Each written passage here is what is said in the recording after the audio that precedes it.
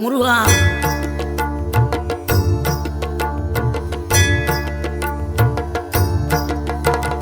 ஆறுபடை வீடும் அருள் வழங்கும் முருகா, அருகே நீ ஓடோடிவா.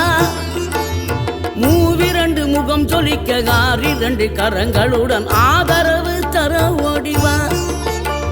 ஆறுபடை வீடும் அருள் வழங்கும் முருகா, அருகே நீ ஓடோடிவா. மூவிரண்டு முகம் சொலிக்க ஆறிரண்டு கரங்களுடன் ஆதரவு தர ஓடிவா. ஈசன் மகனே என்னை காக்க இங்க உனையன்றி வேறாரையா.